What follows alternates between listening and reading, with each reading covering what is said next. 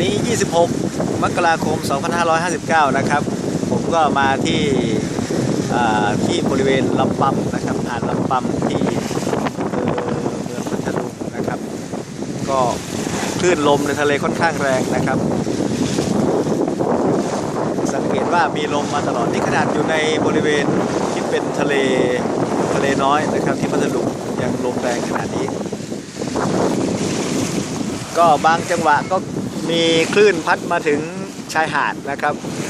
หรือว่าบริเวณทางเดินริมชายหาดทำให้คลื่นซัดขึ้นมาคลื่นแรงมากครับในช่วงนี้หลังจากที่สภาพอากาศแปรปรวนในหลายพื้นที่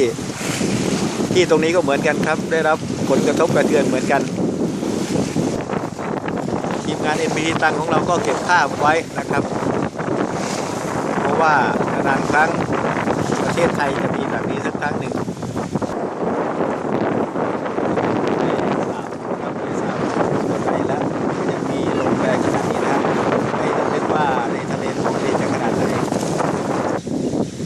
ที่ลำปำแห่งนี้นะครับก็เป็นที่ประดิษฐาน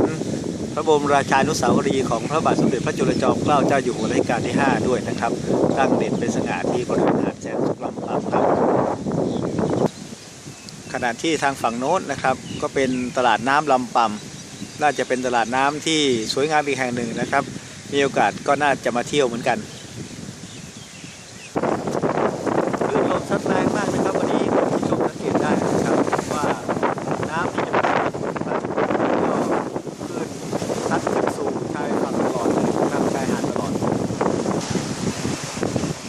ท้องฟ้าวันนี้ก็ปกคลุมไปด้วยเมฆหมอกนะครับ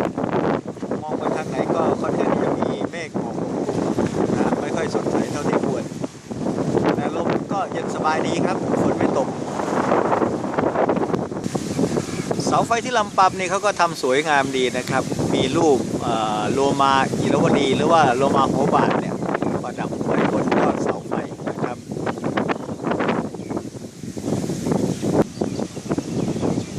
ลมพัดเย็นสบายดีมากครับวันนี้ครับสบายไปอีกแบบหนึ่งมีโอกาสก็น่าจะมาเที่ยวนะครับสำหรับตลาดน้ำลำปำอำเภอเมืองพัทลุงนะครับก็มีบรรยากาศที่ดีนะครับทั้งลมใกล้ทะเล